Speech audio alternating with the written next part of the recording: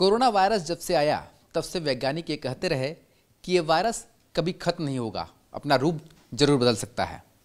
फिर से एक बार भारत में कोरोना वायरस की दस्तक दिखाई दे रही है। हालांकि इसका वेरिएंट क्या है और ये कितना खतरनाक है और ये कितना तेज़ी से फैलता है, इस पर बात करने के लिए हमारे साथ ज्ञानेश्वर चौबे जी हैं, जो BHU के साइंटिस्ट हैं और ख़ासतौर पर कोविड में आपने बहुत काम किया है, जितने भी वेरिएंट है उसको लेकर के। अगर बात की जाए इस वेरिएंट की, तो ये किस तरीके का वेरिएंट है, कितना तेज़ी से ये फैलता है और ख़तरनाक कितना है? क्योंकि सबसे ज़्यादा कोविड की जो सबसे ज़्यादा त्रासदी देखी थी 2021 में देखी थी, जो सबसे ज़्यादा फैलता भी था और तेज़ी से लोगों की मौत भी हुई थी। तो लोग एक बार फिर से चिंतित हैं कि ये कितनी तेज़ी से फैलता है और इसका विस्तार कितनी तेज़ी से होता है। जी, जैसा कि पिछली बार भी हम लोग इस पे काफ़ी विस्तार में बात किए थे और मुझे लगता है कि अब हम लोग इन्फेक्शन को भूल जाएं। अब हम लोग वो देखें कि कोई अगर वेरिएंट निकल रहा है, क्योंकि ये भाई म्यूटेशन होगा समय के साथ, तो कोई ना कोई नया वेरिएंट आएगा ही आएगा। इससे मृत्यु दर कितनी हो रही है, क्योंकि ये एक तरीके से आज के डेट में कोविड का इन्फेक्शन जो है वो मायने नहीं रखता। कोविड का इन्फेक्शन हमको कितना सीरियस बना रहा है, वो इस पे काफ़ी जो है महत्वपूर्ण चीज़ ये है। अब जैसे हम JN.1 वेरिएंट की बात करें, जो ये वेरिएंट निकला है US से सबसे पहले रिपोर्ट किया गया, पिछले लगभग जो है वो अगस्त एंड से ये सर्कुलेशन में है, धीरे धीरे ये पूरे वर्ल्ड में फैल रहा है। हम देख रहे हैं कि अदर वेरिएंट्स, अगर टोटल केसेस जितने आ रहे हैं, अब अगर हम US का डेटा लें तो नवंबर की शुरुआत में लगभग 6% केस इस वेरिएंट के वजह से थे। आज जो है 28%, 29% केसेस जो है इस वेरिएंट की वजह से हो गए हैं। सिंगापुर में देखें तो लगभग 48% केसेस में यही वेरिएंट डोमिनेंट हो रहा है। इसका मतलब कि अदर वेरिएंट से ये ज़्यादा इन्फेक्टिव है, क्योंकि वायरस के बहुत सारे वेरिएंट रन करते हैं, उसमें से वही सक्सेसफुल होता है जो कि ज़्यादा इन्फेक्टिव होता है या जिसके अंदर न्यूट्रलाइजेशन की क्षमता जो है ज़्यादा होती है वो लोगों को, क्योंकि हम ये तो मनुष्य से मनुष्य में ही फैलता है। मनुष्य के शरीर एक आदमी को पकड़ेगा तो दूसरा आदमी जो है वो कितना उसको फैलाने में सक्षम है, या वो कितनी दूर तक वायरस, हम छींक रहे हैं या बोल रहे हैं या खांस रहे हैं, वो वायरस का जो है वो अणु जा रहा है कि वो दूसरे को इन्फेक्ट कर रहा है। तो ये चीज़ें तो अब देखिए, UK का भी डेटा है, सिंगापुर का भी डेटा है, जहाँ की एक मैसिव सर्ज हुआ है। आज 8,000 इन्फेक्शन है तो कल 16,000 इन्फेक्शन हो रहा है, ऐसे ये बढ़ रहा है। तो इसका मतलब ये तो बहुत साफ है कि इस वेरिएंट ने अदर वेरिएंट्स को पीछे छोड़ दिया है और ये लोगों को बहुत तेज़ी से इन्फेक्ट कर रहा है। और ये उनको इन्फेक्ट ज़रूर कर रहा है जिनकी एक लेवल की इम्यूनिटी मतलब कि एंटीबॉडीज़ अगर थोड़ी डाउन हो गई हैं, या जिनको कभी इन्फेक्शन नहीं हुआ है उनको ये ज़रूर इन्फेक्ट करेगा। तो अब हमें ये सोचना है कि इससे मृत्यु दर कितनी है। तो अब हम अगर इसको देखें तो अभी भारत में बहुत कम इन्फेक्शन हुए हैं, लगभग 1000-2000 के आसपास इन्फेक्शन टोटल हुए हैं। तो उस पर अभी कोई डेटा को नहीं समझा जा सकता है, लेकिन अगर हम US का डेटा देखें, UK का डेटा देखें, सिंगापुर का डेटा देखें, तो मृत्यु दर में कोई परिवर्तन नहीं आया है इस वायरस के वजह से।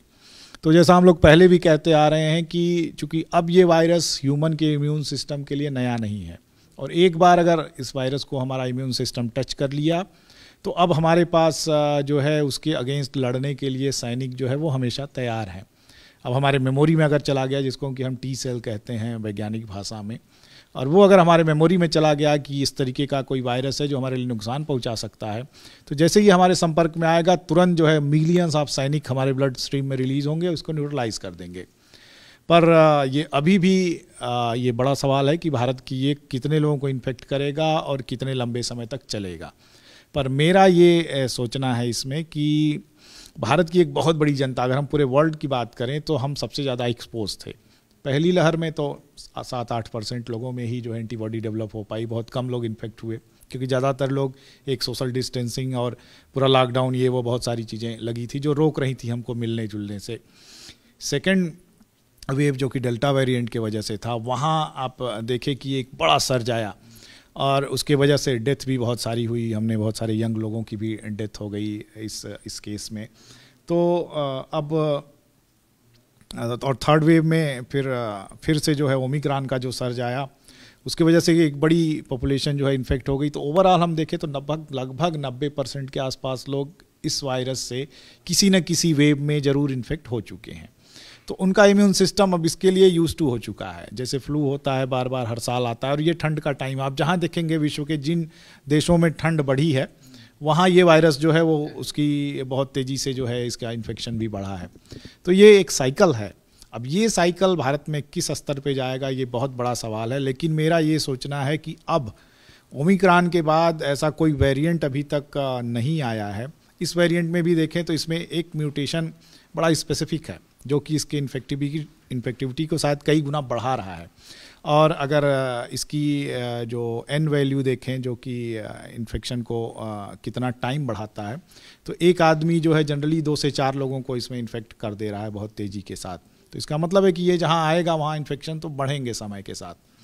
लेकिन अब भारत के लोगों की जो इम्यूनिटी है अगर वो इन्फेक्ट हो चुके हैं तो ऐसा नहीं है कि अगर वो इन्फेक्ट होंगे तो वो दूसरे लोगों में भी बहुत सारे लोगों में फैला पाएंगे, क्योंकि अब इतनी बॉडीज़ उसको नहीं मिलेंगी कि इस वायरस को मल्टीप्लाई हो और ये बहुत सारे एक बड़ा सा सर जाए भारत के अंदर, जो मेरा सोचना है। कब तक इस वेरिएंट की खत्म होने की उम्मीद है? एक वेरिएंट की एक उम्र होती है, तो क्या लगता है कब तक इस वेरिएंट जो है खत्म हो सकता है? जी देखिए, कोई वेरिएंट ख़त्म नहीं होता क्या है कि एक बड़ा वेरिएंट नहीं, वेरिएंट तो चलेगा, उससे एक बड़ा वेरिएंट निकल जाता है। जैसे भाई भाई की लड़ाई होती है हमारे यहाँ, तो भाई जो है सुपरसीड कर जाता है, तो वही कहानी यहाँ भी है कि ये वेरिएंट का एक भाई निकला, उसमें कोई म्यूटेशन हुआ और वो ज़्यादा इन्फेक्टिव हो गया और उसमें न्यूट्रलाइजेशन की क्षमता बढ़ गई, तो वो इसको रिप्लेस कर देगा। जैसे डेल्टा जो था, जिसको कि हम लोग बोलते थे कि ये बड़ा खतरनाक है, एक टाइम के बाद उसको ओमिक्रॉन ने रिप्लेस कर दिया। ओमिक्रॉन माइल्ड था, उतना ज़्यादा उसमें सीवियरिटी नहीं होती थी।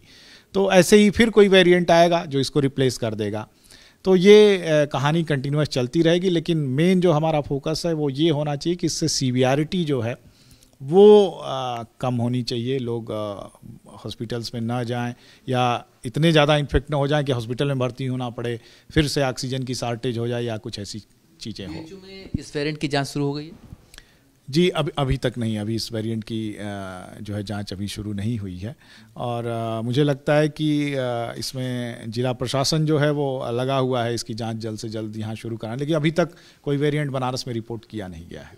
जी, तो फिलहाल इस वेरिएंट से ज़्यादा घबराने वाली बात तो नहीं है अभी तक की जो निष्कर्ष निकल कर सामने आए हैं, पर इतना जरूर है कि जिस तरीके से फैल रहा है, ऐसे में कोविड प्रोटोकॉल थोड़ा बहुत पालन जरूर करना पड़ेगा और उसी से इसका बचाव है।